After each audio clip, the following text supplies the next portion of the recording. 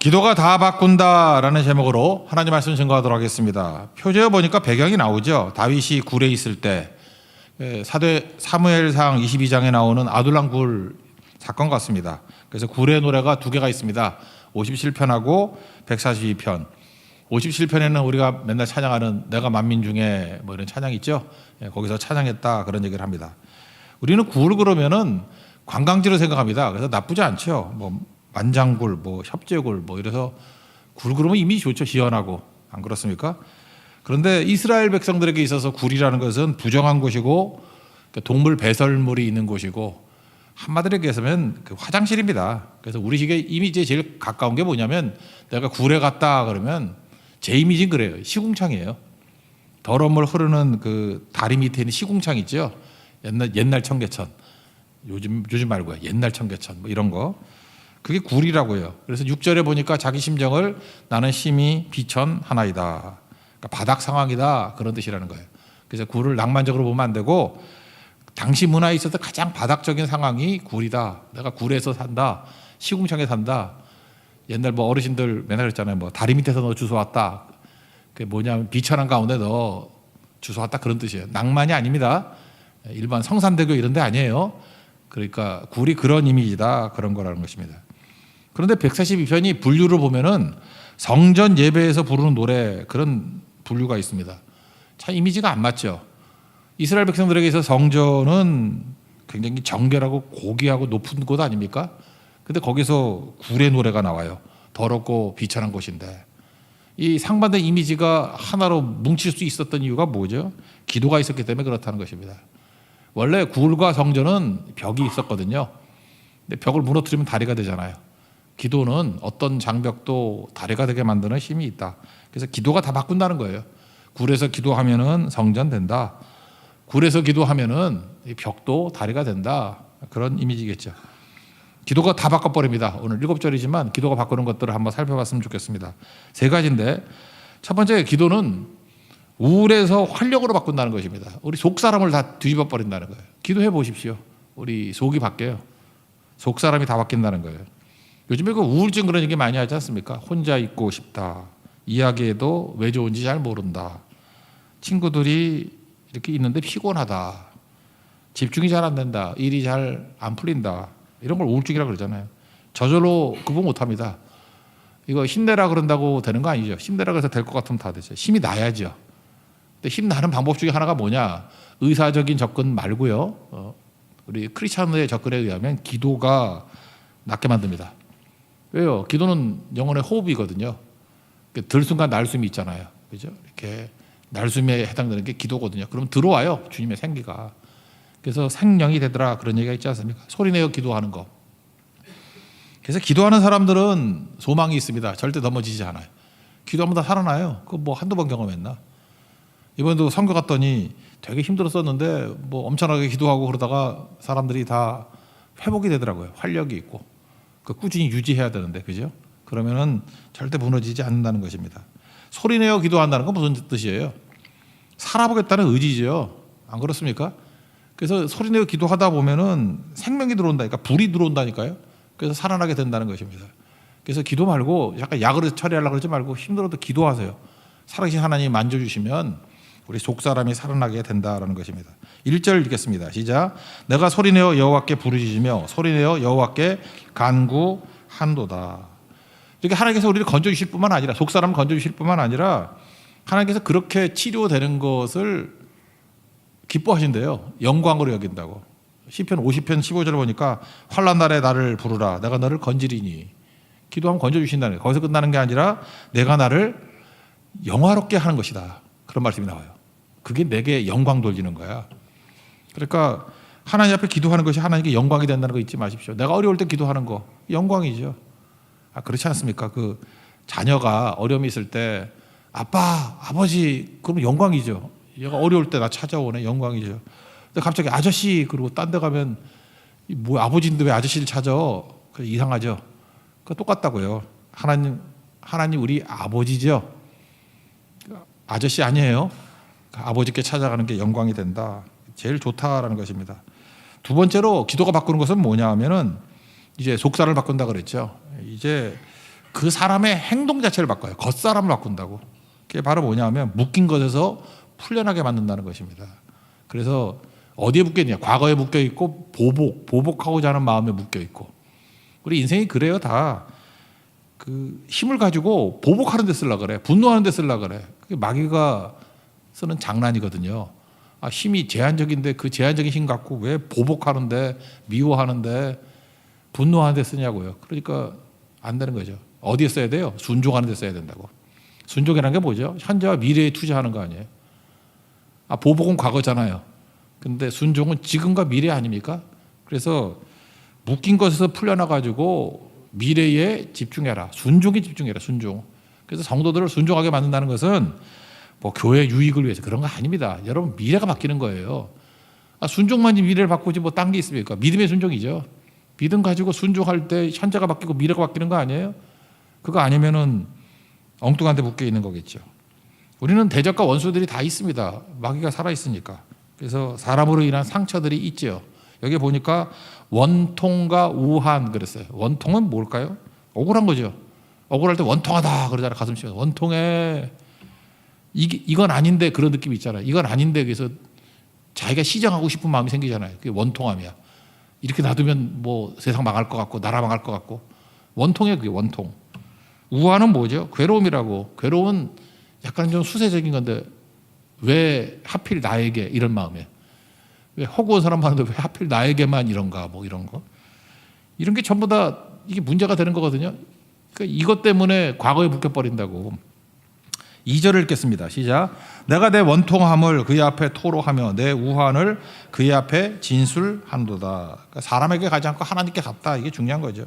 사람에게 가면은 뭐 보복, 뭐 싸움 이런 거밖에 안 되는데 하나님께 가니까 기도가 되겠죠. 저는 과거에 묶인 것을 풀어주신 하나님의 최고의 사랑의 말씀이 원수 갚는 것이 내게 있다. 저는 사실 그랬어요. 제 인생에서 인생이 확 바뀌었던 이유가 뭐냐면 이거 얘기해도 되나 모르겠다. 우리 집안이요. 그 집안에 가게 흐르는 그 흐름이 있잖아요. 흐름이.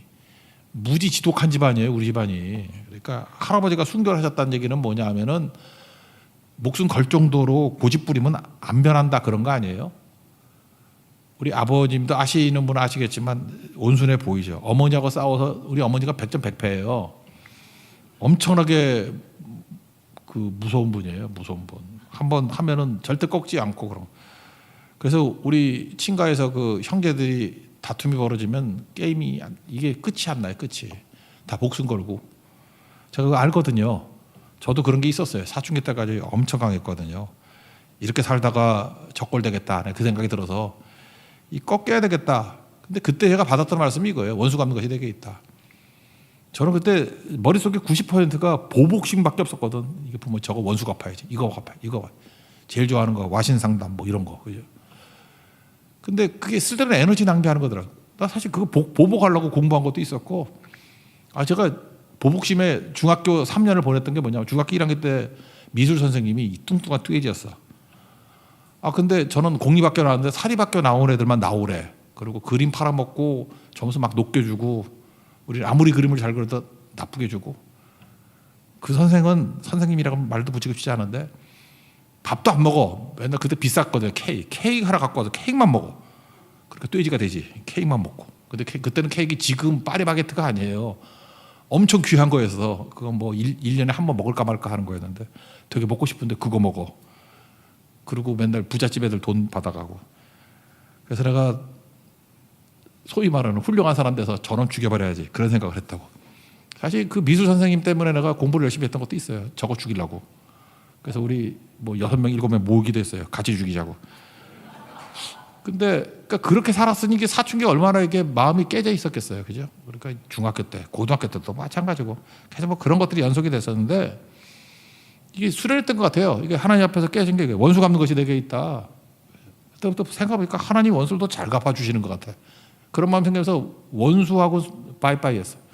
그 다음에도 인생에 많은 뭐 대적도 있고 원수도 있고 말도 안 되는 일이 있었지만 근데 한 번도 여기 매인 적이 없었다고요. 그때 풀린 거거든요. 로마서 12장 19절에 나오잖아요. 원수 갚는 것이 내게 있다. 그죠? 친히 원수 갚지 말고 하나님의 진노에 맡기라. 여러분도 마찬가지입니다. 그때부터 풀리는 거예요. 그러니까 그 다음엔 에너지가 있는데 어디에 쏟느냐면 순종하는 데 쓰는 거예요. 그러니까 뭐 대학교 때 진짜 일취월장했어요. 그냥 교회 살았는데 그냥 뭐 필요하면 그냥 다 공부해버리는 거예요. 순종하는 데 쓰니까. 뭐 이게 필요하면 이걸, 뭐 리더십이 필요하면 리더십에 관한 책 뭐 20권도 읽고 30권도 읽고 그냥. 그러니까 그런 식으로 사실 교회가 이게 뭐 전인적인 거 아니에요. 모든 게 다 포함되어 있는데 그거를 문제라고 생각하지 않고 그냥 공부로 다 채워서 공부와 기도와. 저는 교회 생활하면서 모든 훈련 다 받았어요. 독서 훈련부터 시작해서 지적인 훈련, 뭐 토론의 능력, 전달 능력. 워런 버핏이 그러대. 20대 초반에 21살짜리에게 줄 말이 뭐냐 그랬더니 그 할아버지가 의사소통 능력 기르라고. 자기가 생각하는 것들도 중요하지만 전달이 중요하다. 글쓰기, 말하기 이런 거라고. 저는 워런 버핏 몰랐었는데도 그거 배웠어요. 당시에. 그거 없이는 안 된다는 거 깨닫고. 그런 거죠. 그게 언제부터 시작됐냐면 원수 갚는 것이 내게 있다. 여기서 풀려나기 시작하니까 이제 순종의 에너지를 쓰니까 막 전진을 하더라고요. 저는 대학교 4년 동안의 성장 속도가 엄청났어요. 거의 할아버지 수준으로 막 올라갔어. 엄청 속도가 있어가지고. 근데 지금도 그래요. 사울왕이 왕이잖아요. 엄청난 능력과 가능성이 있는데 왜 전진을 못했죠? 과거에 묶여있기 때문에. 사울은 천천 다윗은 만만 보복심에 묶여있기 때문에 아무것도 못하잖아요. 묶인 인생은 썩은 인생입니다. 우리 가운데 그런 거 없기를 바랍니다. 저는 어떤 사람 보면 참 장래가 촉망되는 사람인데 진짜예요. 하나님께서 많은 은사도 주셨는데 너무 자주 분노해. 저거 왜 저러나 어떻게 화나는데 왜 저 에너지를 쓰나. 그리고 말하는 거에 상당 부분이 이 보복심이 있어. 그거 사울이에요. 내가 속으로 그래. 너 사울이냐. 얘네 같으면 말을 했는데 말을 안 하고 기도만 하죠. 하나님 저 사울 같은 마음에서 빨리 다윗으로 변화되게 해주세요. 저 잠재력을 가지고 왜 저런 데 쓰나고. 그죠? 미래를 향해서 쏟아부어야겠죠. 요한복음 8장 32절 진리를 알지니 진리가 너희를 자유케 하리라. 진리가 예수님이죠. 예수님을 알면은 묶인 데서 풀어줍니다. 자유롭게 만들어 주십니다. 그게 제일 중요한 거죠. 여기 보니까 그래요. 두렵지요. 왜 두렵죠? 사실은 몰라서 두려운 거 아니에요. 우리가 예측 불가능한 것이 우리에게 두려움을 주는 거예요. 그죠? 두려우면 염려, 이렇게 모르기 때문에 두려움도 오고 염려도 오고 그러는 거 아니에요. 그러니까 예를 들어서 뭐 시험 봤는데 합격인지 불합격인지 모르면 두렵죠. 그 결과 나올 때까지. 뭐 병원에서 뭐 진단을 받았는데 뭐 이게 건강한지 아닌지 뭐 그것도 두렵지 않아요? 종합 진단 받고 두렵지 않나? 그래서 병원 안 간다는 사람도 있던데 어떻게 될지 몰라가지고. 그 다음에 뭐 이렇게 아기를 원하는 사람들 뭐 임신인지 아닌지 되게 두렵죠. 뭐 그런 겁니다. 결혼 내가 할지 안 할지 이 남자하고 결혼할지 안 할지 뭐 이런 거 두려움. 확정되면 두려움 없잖아요. 모르니까. 근데 여기 보니까 내가 알아서 뭐해. 그게 성경 접근이에요. 하나님이 아시는데. 주께서 나를 아시는데. 그러니까 하나님께서 나를 아신다는 것은 내가 아는 것 그 이상이에요. 내가 아는 것은 두려움을 내가 내 수준의 두려움을 없애는 거지만 내가 내 수준을 넘어서는 두려움도 있잖아요. 근데 하나님이 아신대. 그러면 내가 아는 것 이상이라고. 이거 빨리 배워야 돼요. 다윗같이. 주님이 나를 아십니다. 그러면 내가 아는 거 상관없어. 내가 알아봤자 모르는 부분도 주님은 알고 계시니까 이끌어 주실 거야. 그 고백이었다는 것입니다. 이게 되게 멋있는 고백인데 이것을 깨닫는 자에게 복이 있을진저 설명을 내가 더 못하겠어요. 이게 가슴에 팍 와닿으면 여러분들 되게 은혜 받은 사람이고 뭔 소리야 그러면은 몇 년 더 걸려요. 3절 읽겠습니다. 시작. 내 영이 내 속에서 상할 때에도 주께서 내 길을 아셨나이다. 내가 가는 길에 그들이 나를 잡으려고 올무를 숨겼나이다. 내가 알면은 두려움 사라지지만 그거 뭐 이상의 하나님이 알고 계신다는 것은 그 이상의 길이다. 그런 거라는 것입니다. 그래서 하나님이 아신다 그러면 그 다음부터 뭐가 생기냐면 두려움이 아니라 순종에 집중할 수 있다니까요. 순종하면 어떤 일이 벌어지냐면은 내 삶에 있는 모든 없음들, 없음 투성이잖아요. 결핍 투성이잖아요. 있음으로 변화가 돼요. 순종하면 그게 순종의 능력이라니까요. 이게 미래를 향하는 거기 때문에 없음이 다 있음으로 돼요. 왜? 하나님이 우리 함께 하시니까. 그래서 없는 것과 있는 것 봅시다. 4절로 읽겠습니다. 시작. 오른쪽을 살펴보소서 나를 아는 이도 없고 나의 피난처도 없고 내 영혼을 돌보는 이도 없나이다. 여호와여 내가 주께 부르짖어 말하기를 주는 나의 피난처시요 살아있는 사람들의 땅에서 나의 분기시리라 하셨나이다. 오른쪽이라는 것은 능력이라는 뜻이거든요. 그러니까 내가 능력이 있을 만한 곳을 살펴봤습니다. 그랬더니 아는 사람도 없고 피난처도 없고 돌보는 사람도 없고 뭐 없고 다 없잖아요. 근데 하나님 앞에 기도하면, 하나님 순종하면, 기도하고 순종하면 하나님 다 아시잖아요. 여기 보니까 뭐 당연하게 내가 안다잖아요. 그죠? 그래서 나를 아는 이도 없고 그러는데 아는 이가 있잖아요. 주님이 나를 아시잖아. 그리고 피난처가 있고 나의 분깃, 포션이란 뜻도 있지만 이거 원문을 보면요, 전부란 뜻이에요. You are all I want in life. 내 인생에 너는 all I want, 내 원하는 전부야. 그런 뜻이라고요. 하나님이 내가 전부래. 하나님의 고백이죠. You are all in I want. 그죠? You are all I want래요. 내가 가장 원하는 모든 것 네 안에 다 있어. 그러니까 뭐 하나님 앞에 순종하면 엄청난 거겠죠. 이거 이상 뭐 더 필요하겠어요. 순종에 대한 얘기를 했죠. 순종 한 번 하면 방향이 바뀌고, 두 번 하면 도약하고, 세 번 하면 기적을 맛보게 된다고. 우리 알고 갑니까? 믿고 가지. 아브라함에게 있었던 게 뭐예요? 히브리서 11장 8절 표현에 의하면 부르심 받았을 때, 우리 다 부르심 받았잖아요. 다 똑같죠. 아브라함이랑 우리랑 똑같잖아. 하나님의 부르심 받았죠. 근데 순종하여, 여기서 끝인데 뭐 부연 설명했어요. 갈 바를 알지 못하고 나아갔으며. 순종이 뭐예요? 뭐 알고 가라, 믿고 가지. 그 뜻이죠. 그러니까 다 아브라함 같이 우리도 부르심을 받는데, 아브라함은 순종했는데 장래 유업을, 그죠? 갈 바를 알지 못하지만 그냥 갔대요. 믿고 갔대요. 순종이죠. 근데 우리는 뭐 다 들어도 순종 안 하잖아요. 그러니까 거기서부터 막히기 시작한다는 것입니다. 하나님 앞에 기도하면 속이 바뀌죠. 우울해서 활력으로 바뀌고, 또 하나 우리 과거에 묶여있는 분노, 뭐 이런 보복심 여기서 풀어주셔요. 그리고 한마디로 해서 순종에 집중하게 만든다니까. 순종하게 집중하게 만들면 앞길 환하게 보이도다지. 뭐 더 설명할 게 있습니까? 누가 나를 막고 있어요? 불순종이 나를 막고 있는 거지. 순종하면 빵빵 뚫릴 겁니다. 여러분 인생 가운데도 빵빵 뚫리는 고백들이 나오는 그런 하나님의 백성 되기를 바랍니다. 여기 젊은이들이, 제가 젊은이들에게 주고 싶은 말씀이 있는데, 제가 어떤 젊은이하고 얘기를 나눴더니 그런 얘기 하더라고요. 목사님, 지금은 내가 믿음이 없지만 우리 교회 좋은 연세 드신 어르신들 보니까 나이가 들면 믿음이 좋아지는 것 같아요. 저도 좋아지겠죠 그러더라고요. 그래서 잠깨 그랬어요. 잠깨라고. 나이 들수록 믿음이 좋아지는 줄 알아, 바보. 근데 아니라 그랬어요. 인간은 후패해지는 존재, 번역된 건 낡아지는 존재죠. 고린도후서 4장 16절 보니까 우리가 낙심하지 않는다. 겉사람은 낡아지지만 속사람은 날로 새로워진다. 야, 인간이라는 게 네가 몰라서 그러지. 나도 나이 들어보니까 알겠다. 나이 들으면서 약해지고, 특별히 마음도 약해지고, 그 다음에 죄성은 더 강해져, 고집은 더 세지고, 기도 안 하고 순종 안 하면. 그러니까 놔두면 나쁜 쪽으로 가요. 얼굴에 주름이 생기듯이 우리 믿음에도 주름이 생겨. 주름 잡는 믿음. 그래서 막 주름 잡고 다니잖아. 고집불통해. 그래서 제가 그랬어요. 지금 믿음이 제일 좋은 믿음이라고. 제가 보니까 그래. 젊었을 때 해야 될 일이 뭐냐면 믿음을 키워야 돼요. 믿음을. 젊었을 때 막 믿음에 도약도 하고 순종도 하고 막 그래야 된다고. 제가 볼 때 그래. 뭐 젊었을 때 믿음이 제일 큰 재산이야. 그때 막 팍팍 크지. 나이 들어서는 그냥 거의 반 죽음이 돼야지 믿음이 커. 젊었을 때는 이렇게 꼴밤 두 대로 크는데 믿음이, 이거는 뭐 야구 방망이로 머리를 두 번 갈겨야지 그 정도 나와. 그러니까 젊었을 때 뭘 해야 돼요? 순종해야 돼. 순종. 막 순종하라고.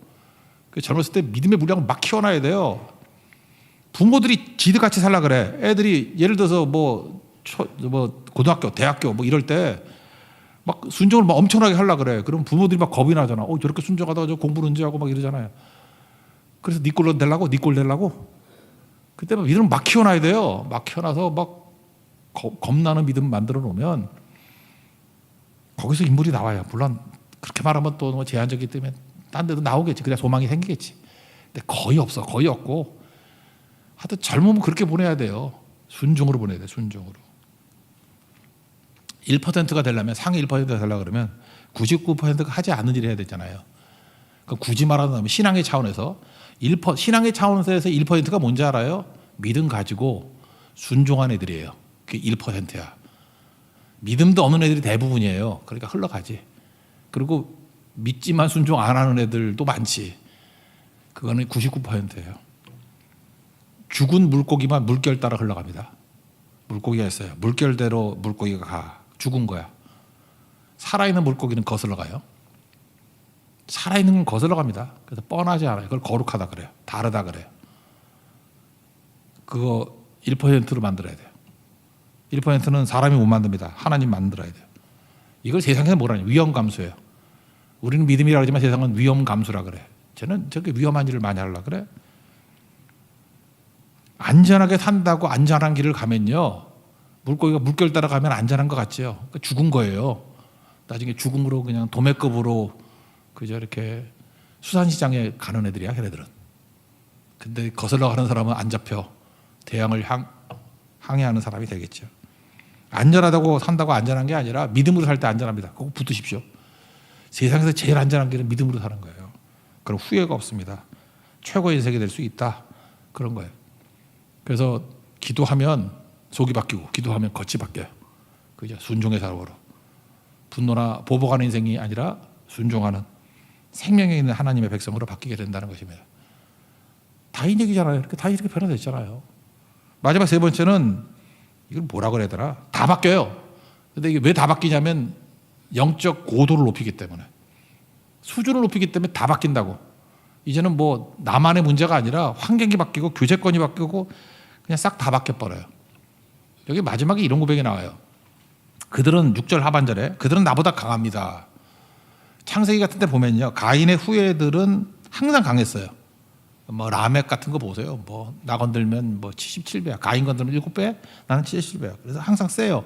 뭐 바벨탑 세우고 문명을 추구하기 때문에, 세상을 추구하기 때문에. 그러니까 세상은 세상적인 걸 추구하기 때문에 겉으로는 세 보여. 근데 기도하면요, 센 놈보다 더 센 하나님이 함께하기 때문에 센 놈을 이겨. 그래서 다 바뀌는 거예요. 그게 중요한 거겠죠. 그래서 어떤 일이 벌어지느냐, 다 바뀐다니까 주변이. 인간관계가 중요하다 그러죠. 근데 인간관계 그럴 때 사람들이 잠깐 관계를 바꾸려고 그래요. 그래서 관계, 술 뭐 이런 거 배우고. 근데 하나님 앞에 기도하면 하나님이 인간을 바꿔줘요. 인간관계잖아요. 인간을 바꾸면 관계도 다 바뀌어. 관계를 바꾸려고 그러지만 인간관계가 아니고 인간관계예요. 경상사람 같네. 인간관계. 인간이 바뀌면 관계가 다 바뀐다니까. 하나님이 사람을 바꿔준다니까요. 여기 마지막에 의인이 두루리다 그러잖아요. 의인이. 뭐 더 설명해야 되나? 이 정도 합시다. 그냥 6절 7절 읽어봅시다. 시작. 나의 부르짖음을 들으소서. 나는 심히 비천하니이다. 나를 핍박하는 자들에게서 나를 건지소서. 그들은 나보다 강하니이다. 내 영혼을 옥에서 이끌어내사 주의 이름을 감사하게 하소서. 주께서 나에게 갚아 주시리니 의인들이 나를 두르리이다. 옥엔 감옥이죠. 감옥에서 나를 벗어나게 해주신다. 사도행전 16장 안에 바울과 실라가 빌립보 감옥에 있을 때 기도하고 찬송했더니 오문이 열렸죠. 건져주시고 주변에 의인들을 두르고 사람들을 모이게 하시고 그런다라는 거예요. 그러니까 여기서 무슨 얘기냐면 계속해서 예배, 기도, 선교, 하나님이 부르심에 집중하면 하나님께서 인간을 바꿔준다니까. 주변에 있는 의인으로 두르게 만들고, 그래서 관계가 다 바뀌고 환경을 바꿔주시고, 그래서 다 잘 된다는 거예요. 그래서 이게 하나님께서 큰 스케일의 얘기를 하는 건데, 어떤 문제를 일일이 하나하나 이렇게 해결하려고 그러지 말고, 이제 살기도 복잡한데 그거 일일이 언제 다 해결해. 우리 예를 들어서 성도가 많이 있으면 어떻게 일일이 상담해서 그걸 변화시키냐고. 다 모아놓고 예배 드리면 영적 고도가 높아지잖아요. 그럼 해결되고, 다 같이 기도하잖아요. 뜨겁게. 오늘 철학기도잖아요. 기도하면 영적 고도가 높아지기 때문에 그냥 해결되고, 성교 현장에 다 가보면 우리가 뭐 예측도 못했던 일들이 막 벌어지지요. 이것저것 해가지고 그냥 싹 다 변화가 된다고. 이번 성교와 태풍 얘기를 했죠. 이틀 전에 한반도로 온대. 이번에 진짜 고성 앞으로 지나갔죠. 근데 무슨 놈이 태풍 같지도 않아. 그때 또 크게 얘기하면 또 너무 기복신앙 같고 또 너무 이렇게 맞추고 하는 것 같은, 나 그게 싫어가지고 딱 우리 6명만 모여서 얘기를 했어요. 그리고 기도했어. 우리끼리만 기도하자. 이게 지금 어마어마한 강력한 태풍이라 그러는데 한반도에 들어와서 그냥 서울에 올 때는 지리멸렬한 순풍되게 해달라고 기도하자고. 이거 되면 우리 6명 정말 우리 파티하자고. 하나님 우리 기도 들으셨다고. 진짜네. 어저께 태풍 지난 거 봤어요? 순풍 산부인과야. 그냥 바람 같지도 않게 됐어요. 그래서 딴 사람 모르지만 그 같이 기도했던, 그 얘기했던 그 6명은 서로 막 대화 나누면서 진짜네 목사님, 진짜래요. 사실 이거 얘기 안 해야 되는 건데. 예. 우리끼리 갖고 있는 어떤 확신인데, 그죠? 내가 알거니와 그걸 강화시키더라고요. 적어도 그때 얘기 나눴던 사람들은 그런 생각을 했어요. 아, 하나님이 진짜 함께 하시는구나. 바다와 바람도 순종하는구나. 그죠? 이걸 깨닫게 된다고요. 그러니까 믿음 엄청 뜨거워졌어요. 다 젊은 사람들인데 되게 뜨거워졌다고. 그게 굉장히 중요한 거겠죠. 우리 하늘의 왕 그러면 독수리 아닙니까? 독수리의 천적 같은 게 하나 있는데 까마귀래요. 까마귀가 되게 머리가 좋고요. 나 이게 믿어지지 않는데 이건 인간을 무시하는 것 같아. 까마귀 IQ가 70이래. 내가 70인 친구들을 많이 알거든. 그러면 개하고 까마귀 IQ가 똑같다. 그건 아니겠지. 그러니까 뭘 뜻하는 거예요? 까마귀가 IQ가 되게 높다라는 거예요. 까마귀가 독수리를 공격하는데 독수리 등에 올라타가지고 목을 쫀대요. 근데 까마귀 발이 3족이잖아요. 3개잖아요. 딱 잡으면은 안 빠진대요. 그래서 독수리가 어떡할 거야? 독수리가 뭐 팔이 있나 이거 때리려 그러면 우린 되지만 날개잖아. 아무리 퍼덕거리게 안 떨어진대요. 그래서 독수리를 공격할 수 있는 유일한 새가 까마귀다. 이거 유튜브에 있으니까 한번 찾아봐요. 까마귀다. 까마귀래요. 까마귀는 똑똑한데, 근데 독수리는 제가 볼 때 더 똑똑한 것 같아. 까마귀에 대해서 반응하지 않습니다. 시간 낭비하지 않습니다. 에너지 낭비하지 않습니다. 어떻게 하는지 알아요? 그냥 까마귀가 있으면 창공을 향해 높이 나는 거예요. 높이 날면은 독수리는 높이 있는 희박한 산소층을 견딜 수 있대요. 근데 까마귀는 올라가니까 숨 막혀서 놓고 떨어진대요. 나 이게 되게 의미가 있다고 생각해. 그죠? 영적 수준을 높여보십시오. 까마귀를 마귀라고 합시다. 마귀가 우리를 붙들고 괴롭히고 있지만 영적 고도를 높이면은 꼼짝도 못하고 다 떨어져 나간다고. 그러니까 일일이 언제 그걸 체크하냐고. 우리가 마귀들과 싸울지라 노래 부르고 마귀를 멸하는 기도 안 해도 괜찮아요. 영적 고도를 높이면은 다 떨어져 나가요. 그죠? 가짜들은 다 떨어져 나간다고. 진짜만 남게 돼 있다고. 다윗이 이런 인생을 살았다는 것입니다. 걔도 영적 고도를 높이니까 원래 아둘람굴에 있던 사람들이 약간 좀 낮은 수준의 사람들이었잖아요. 그들이 수준이 높아지고 400명에서 600명이 되고 나중에는 다윗의 장막이라는 게 뭐예요? 예배하는 자로 다 변화가 되잖아요. 다 같이 변화가 되는 거죠. 그 길은 일일이 사람 만나가지고 해결하는 게 아니고 전체가, 공동체가 영적 수준을 높일 때 그런 하나님의 은혜 역사가 나타나고 공동체가 다 강력한 하나님의 공동체가 되더라는 것입니다. 그런 은총을 누리는 믿음의 종 되기를 축원합니다. 자리에서 일어나겠습니다. 우리 바다의 길을 찬양하겠습니다.